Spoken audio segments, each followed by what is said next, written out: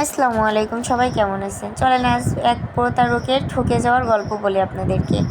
আমি অবশ্যই এবার একটু চালাক হয়ে গেছি, ঠকি নাই, কারণ এর আগে একবার আমাকে ঠকাই দিছিল।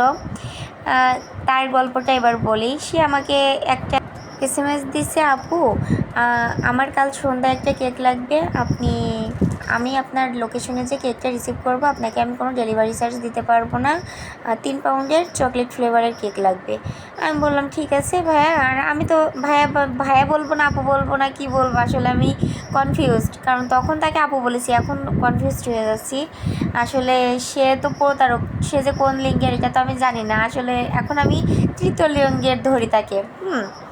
এখন সে আমাকে বলতেছে যে আমার কেকটা লাগবে, আপনি আপনার লোকেশনে যে আমি কেকটা নিয়ে আসবো। আমি বলি যে এভাবে তো কেকের অর্ডার কনফার্ম হয় না, আপনি আপনার লোকেশনটা বলুন, লোকেশন না বললেও আপনার ফোন নাম্বারটা দেন, আমি আপনার অর্ডারটা কনফার্ম করে নেবো।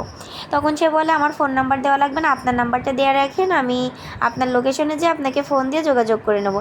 এখন আপনারা বলেন 3 পাউন্ড চকলেট ফ্লেভারের কেক, সেখানে আমার প্রাইস আসবে প্রায় 1700 থেকে 1800 টাকা।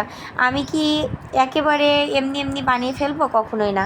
তখন আমি তাকে বলি যে ভাইয়া এইভাবে অর্ডার কনফার্ম করা আমাদের রুলসে নাই, আপনি অর্ডার কনফার্ম করতে চাইলে আপনার নাম্বারটা দিতে হবে।